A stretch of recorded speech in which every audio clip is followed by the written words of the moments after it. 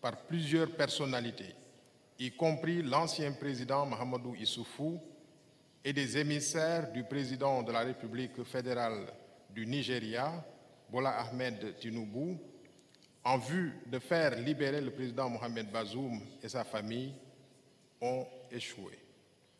La conférence des chefs d'État et de gouvernement de l'UEMOA est solidaire des mesures prises par la conférence des chefs d'État et de gouvernement de la CEDEAO réunie le 30 juillet 2023 à Abuja.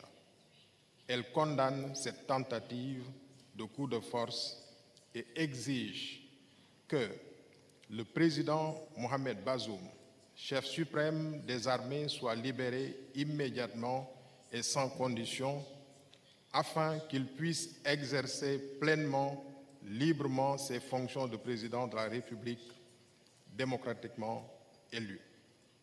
La famille et les collaborateurs du président Mohamed Bazoum soient libérés.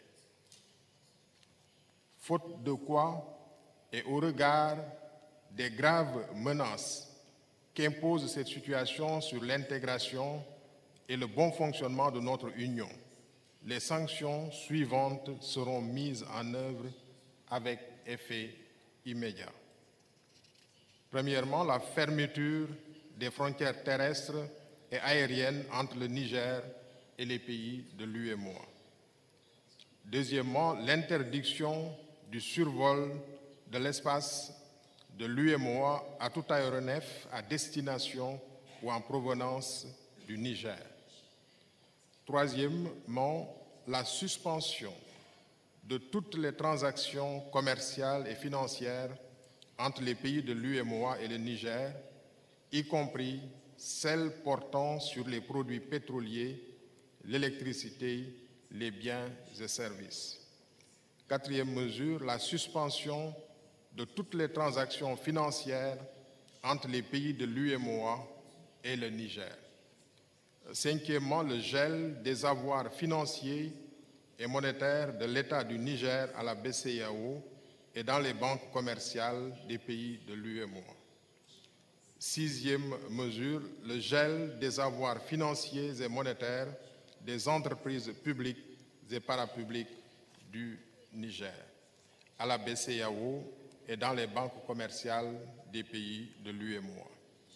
Septièmement, la suspension des opérations financières entre les banques du Niger et les banques installées dans les autres pays de l'UEMOA. Huitième mesure, la suspension de toute assistance et transactions financières en faveur du Niger par les institutions de financement de l'UEMOA, particulièrement la BOAD. Neuvième mesure, l'interdiction de voyage pour les auteurs de cette tentative de coup d'État, le gel de leurs avoirs financiers et la confiscation de leur patrimoine. Dixième mesure, l'interdiction de voyager, le gel des avoirs ainsi que la confiscation des biens s'applique à toutes les personnes civiles ou militaires qui participeraient à des institutions, organes ou gouvernements et qui tenteraient de constituer les militaires impliqués dans ce coup de force. Elle s'appliquerait également aux familles des personnes concernées qui seraient en outre interdites de séjour dans les pays de l'espace UEMOA.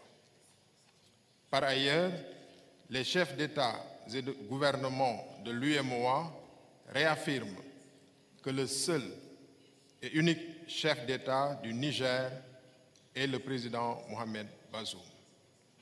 En conséquence, seuls les actes officiels émanant de lui et de ses représentants sont reconnus par l'UEMOA. En cas d'atteinte à son intégrité physique, les auteurs seront tenus pour responsables. Les chefs d'État et de gouvernement expriment leur soutien et leur solidarité au peuple nigérien et réaffirment leur ferme engagement à œuvrer pour le rétablissement de l'ordre institutionnel au Niger. Fait à Abuja le 30 juillet 2023 pour la conférence des chefs d'État et de gouvernement de l'UEMOA, son Excellence Alassane Ouattara. Merci, Monsieur le Président.